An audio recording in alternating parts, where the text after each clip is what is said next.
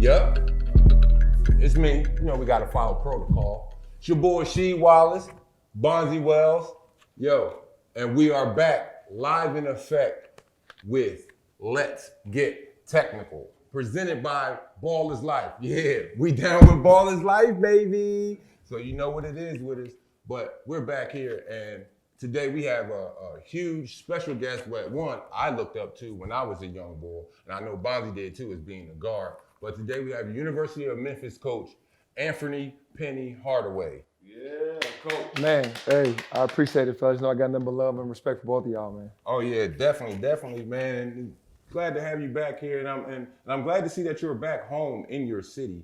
You know, doing great things, not only from the university level, but also in the community. Can you fill our fans in about the things that you've been doing over your last, 7, 8 years? Yeah, definitely. When I retired from the NBA in '08, I'll go back further. In '08, I came back. I had a friend who had colon cancer. He was coaching middle school in my neighborhood. Mm-hmm. Went back, started helping him out. Ended up becoming a coach.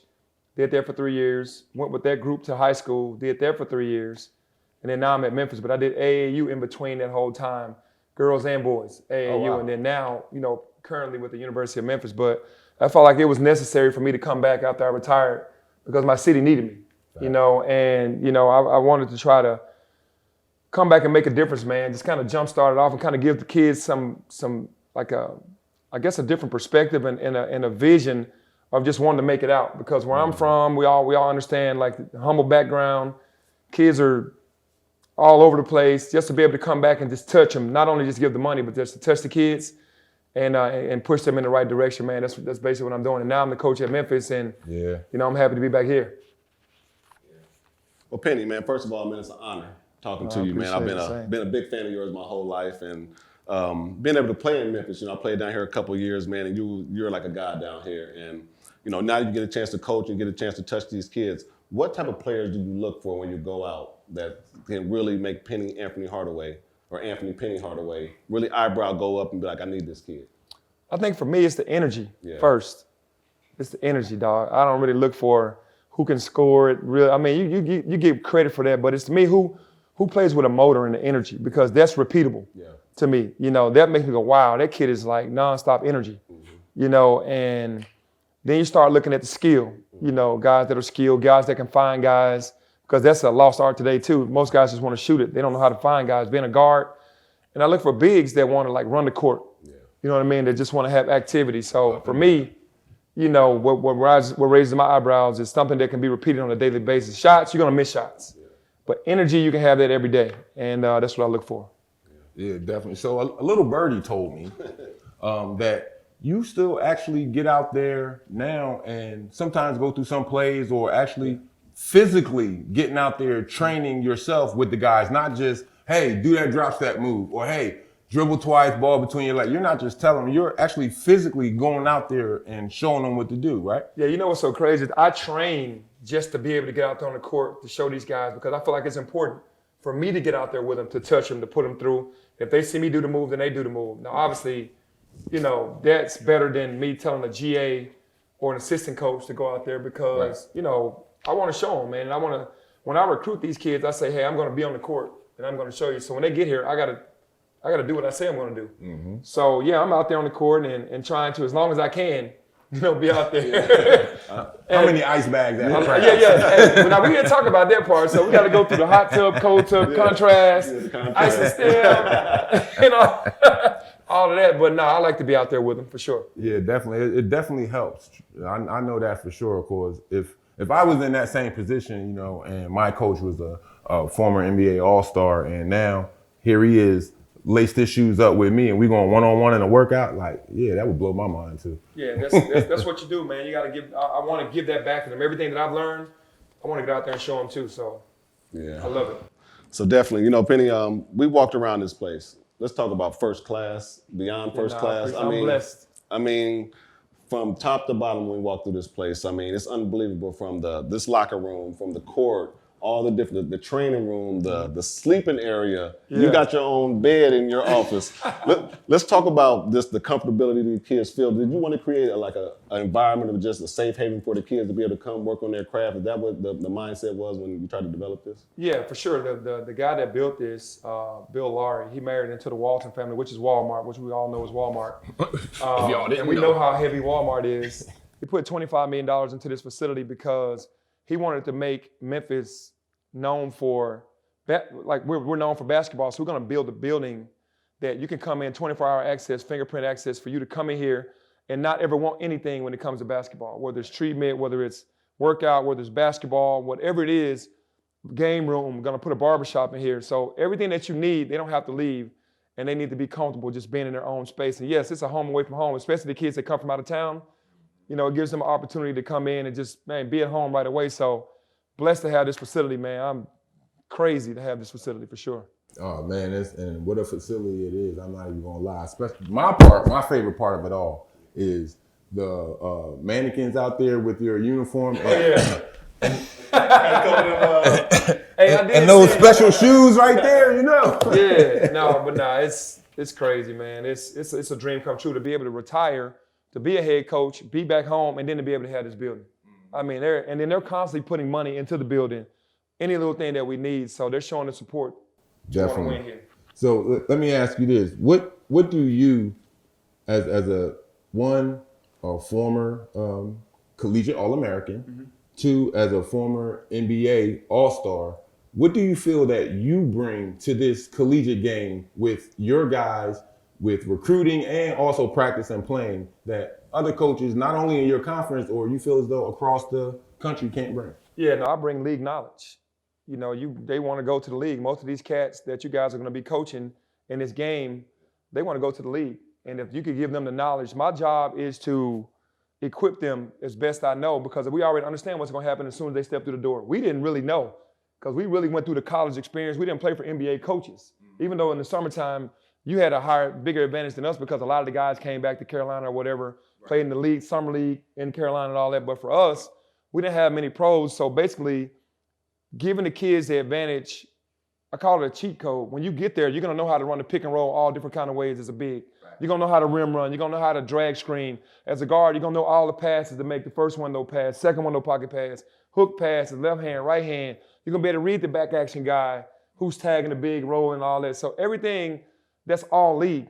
And then the zooms, everything they do in the league, we do. Our system is built around nothing but NBA, from developing the kids. Most of my practices, the time is for development. Yep. We don't sit in practice and run plays.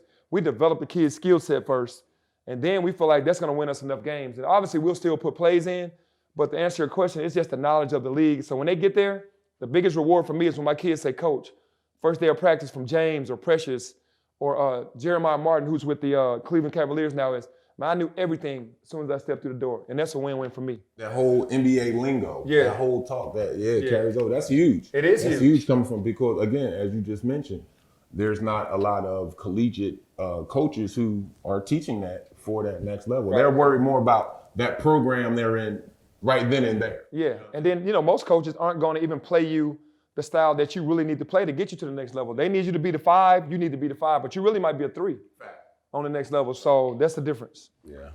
So on your journey, let's just talk about the real. I mean, because we saw all the publications. Let's just talk about the hate that you may experience from the other coaches. And I totally get it. I mean, your stature is so, like, when Penny Hardaway comes into a kid's house compared to Joe Blow, just a regular coach, I think people think you have the upper hand. So I saw some stuff during the media where people were just throwing some jabs at you, and I think you may have addressed it. Yeah. How have you continue to handle that throughout your process to take the high road instead of just, kind of playing in the mud with them?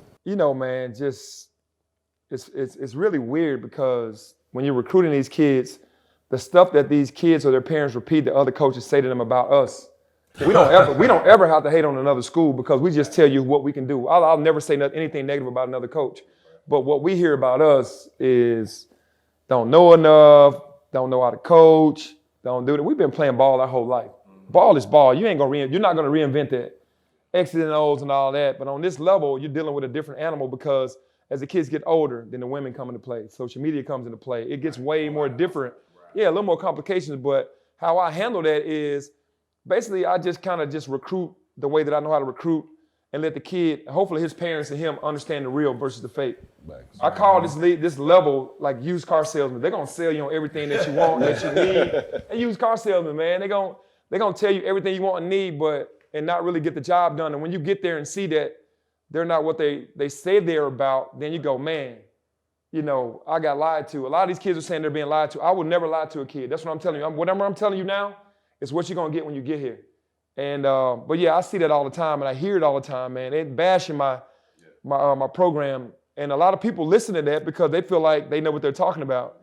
Even announcers teaming with coaches that are talking about my program or whatever. I keep pushing, man.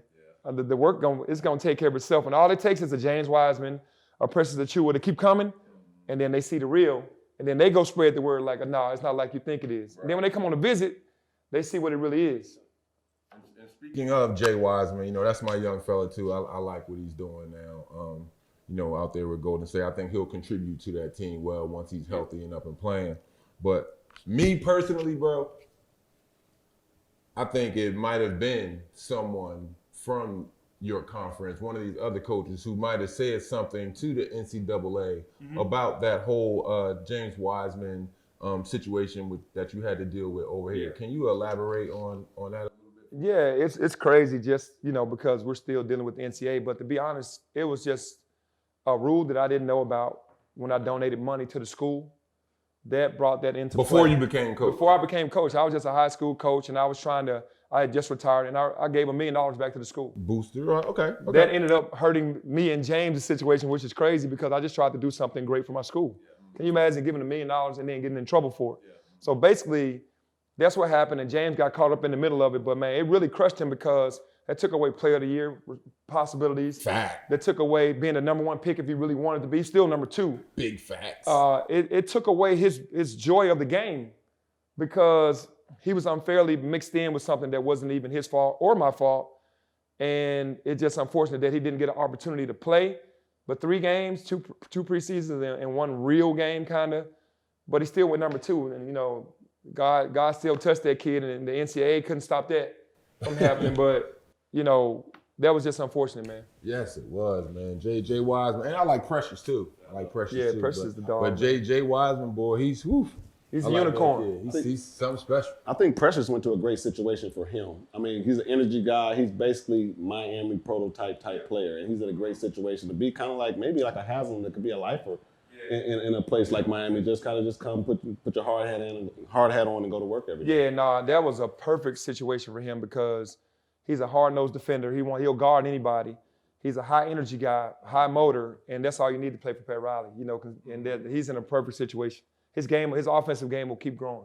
Definitely, it definitely will. Yeah, I like Precious too. Man. So let me ask you about these coaching situations. Like when I see yourself being able to coach at your alma mater, Juwan Howard getting a chance to coach at his alma mater, and a job came open a couple of weeks ago in Arizona, and we were really hoping, me and she, that our brother Damon Stoudemire would get the job. Yeah, I was hoping that too. And for him to get overlooked, how do you feel as a coach that you got a chance and then you see your brothers out there not getting a chance and then he's giving to random guys that don't have no type of ties to the university? Does that make you... Or even basketball knowledge. Or even basketball knowledge. Does that burn you up inside or do you know what it really is? Yeah, because I know how hard, you know, we were stars at our schools and Damon was as big a star as anybody at Arizona, if we would agree.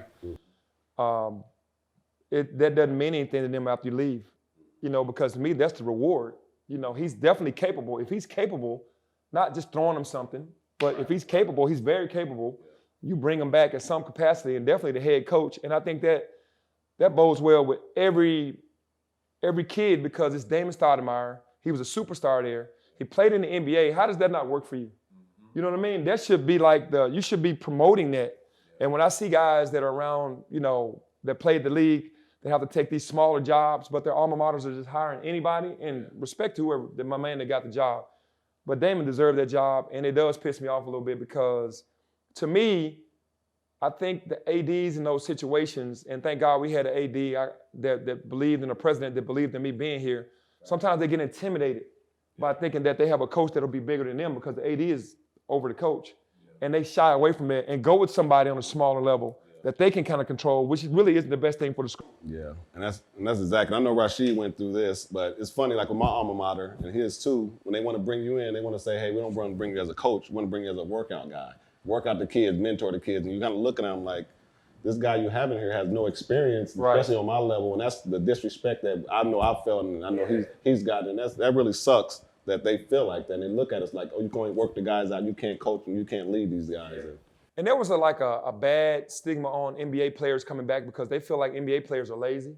That was everything I was hearing, that they're not going to be able to, you can't control them because we made a ton of money. So it's like, what are you going to say to somebody that makes way more money than you've ever made?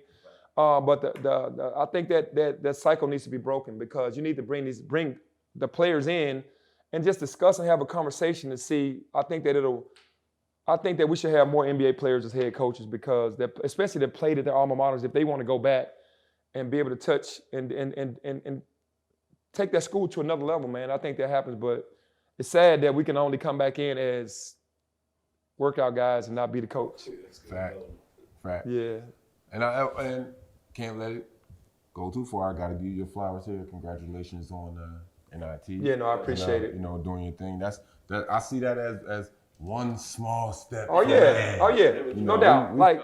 We understand, and I respect NIT for inviting us. You know, when you don't make the NCAA tournament, man, you're so hurt because that's the ultimate. That's what you've always looked up to. But to get into the NIT, you get in that thing, you want to win it, and that's a springboard for the kids of a winning mentality and a winning attitude. Say we're winners, we're champions now. We're going to take that to the next level. So I can see the energy, the different energy in the kids that are coming back since we won that. So definitely proud of that and ready to get to that next level now. Oh, definitely, man. Yeah, but I appreciate it. And just one quick coach, because we coaching. What is some advice you can give a guy like myself to kind of, when you're coaching the kid, to make him believe in you? Like, what are some of the things you do to help a kid, that relate to the kid, to get the kid to kind of start believing in you? You know, because sometimes you'll have a kid and he just like, but you'll know a kid that's really believing in you, really want to work for you and run through that wall for you. Yeah, I think you gotta build a relationship. You gotta talk to them. You gotta communicate with them, and you gotta make them feel like they have an opinion. Right. It can't be, man, you don't know what you're talking about. Go on. You know, they don't want to feel like that, and they want to be like, well, coach, you can go, hey, well, what do you feel about that? How do you feel about that? How can I help you be a better you? And when you start doing that, they let the guard down and they start trusting. And you build a relationship, and then they'll run through that wall. As long as they know that you really love them, like they hear you yelling, but when you say good job, they rarely hear that. Yeah, fact. You know what I mean? Like you yell at them, they go, man, why is he on me? You go, man, great job. You never tell me great job. I just did. You didn't hear me. So, but you gotta, after practice, pull them in your office, even take them to eat if you want to go out to eat with the team and just talk to them. I used to have them come to my house and feed them at my house just to get them to understand me away from the court. Because once they understand you away from the court, then they'll go, oh, coach is cool. He's a competitor. To understand Anthony, not just. Yes, not just the coach's label. So I think those areas are so big because if you don't feel like you have to have a relationship with your kids, you're wrong because they're going to get in a circle and start talking about what they don't like about you or what they don't like about your coaches. And as soon as you scream or yell at them one time, then that just keeps building on. Then they shy away and then you be like, man, what's wrong with this kid? He just wants you to talk to him more. That's basically what it is. And how do you feel as not only the coach of a major D1 school, but also a parent to be able to coach your son? Yeah, no, that's, first of all, to be a major D1 coach, it wasn't really a dream, but now I can just say it's fun. Yeah. It's something that we love ball. So it's just, to be able to teach the game is great. But to teach my son, sometimes you have to check yourself because you're tougher on your son than you are on the rest of the kids, and that's not fair. You know what I mean? So Avery Johnson told me one day, because he coached little Avery, he was like, Coach, man, treat your son like the other kids. Don't be so hard on him because he's a kid too. But you want it so bad for your son, you hammer him, and then it's like, man, you think about it, that's really not fair. You know what I mean? And I even found myself not playing my son in games to appease other kids, which was really unfair, and I apologized to him like, man, that'll never happen again because you deserve more minutes. You got to check yourself. But it's fun coaching your kid because you see yourself, even though they can't be you, they still have to be a great version of themselves, and you can be that springboard for them and that sounding board, but you got to learn how to take the coach hat off when you get home and be dad, and then be the coach when you're there and treat them just like, as hard as it is, just like everybody else. He can make the same mistakes as everybody else or whatever. It's certain non-negotiables that me and my son have. But for the majority, I had to learn how to do that because I was so tough on them, wanting them to be so successful. Yeah. Did Shout y'all out to Avery Johnson and the ball. Me and Dave got the balls.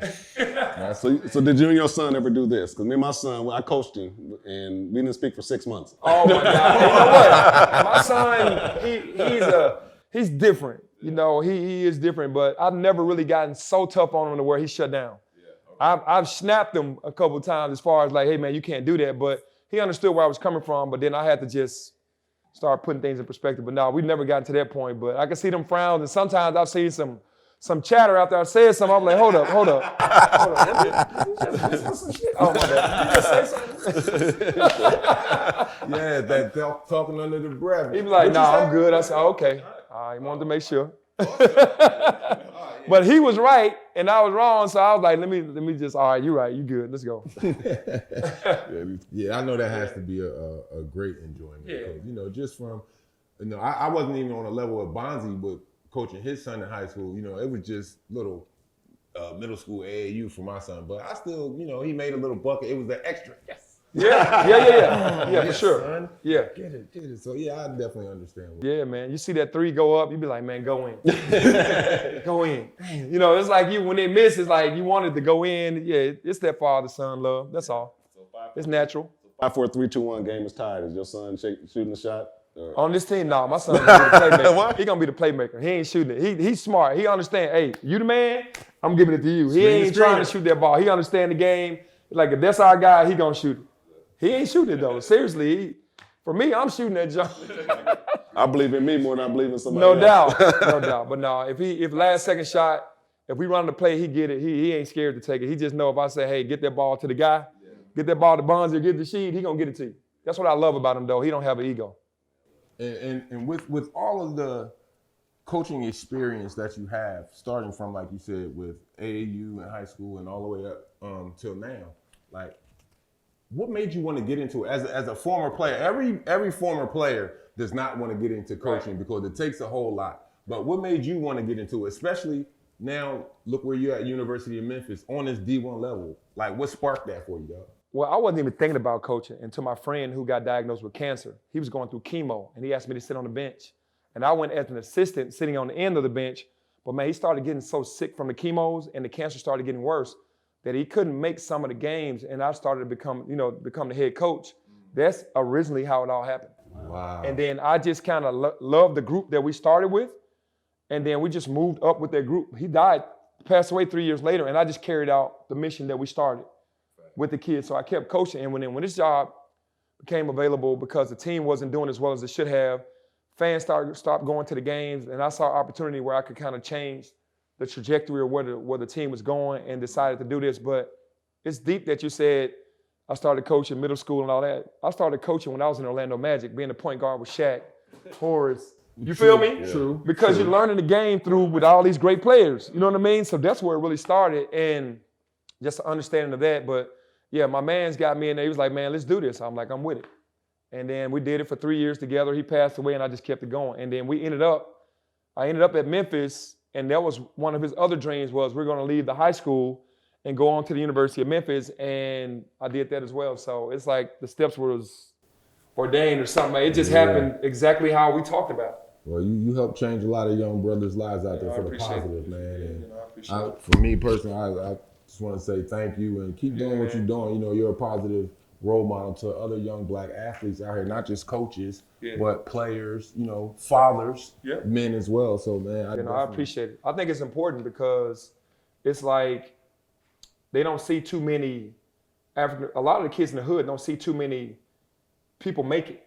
Fact. You know, they don't. And then when you make it and you come back, they don't see that a lot. Mm-hmm. And then you kind of have to wear a lot of hats. I'm a friend, I'm a coach, I'm a mentor, I'm a father, I'm a whatever you got to be for them to keep them on the straight and narrow. You know what I mean? And I'll be that. Yes, when I first went to the middle school team, most of my kids were in gangs.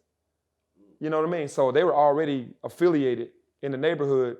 And me and my friend went to the gang chiefs and leaders and was like, all right, these kids, we got a different vision for these kids. Now we hope all of them kind of get out of this, but these kids, we're trying to get them to school because their parents can't afford school. We're trying to get them in college.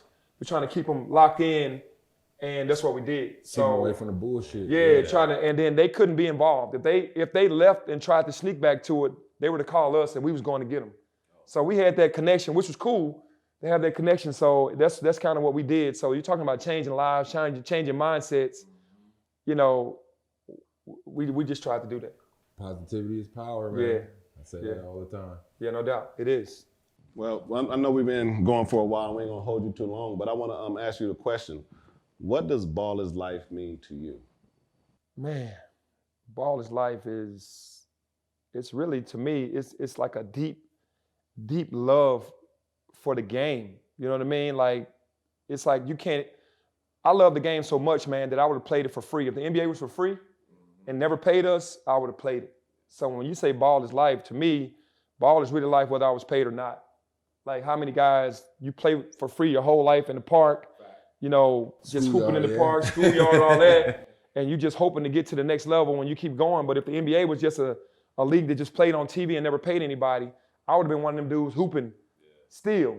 So I just feel like a basketball just changed our lives forever, you know, from where we were. For the better, right? You know what I mean? Right. For better. And that ball could change your life in a lot of different ways. And not only for the sports side of it, but the life side of it too. Because ball teaches you a lot about real life.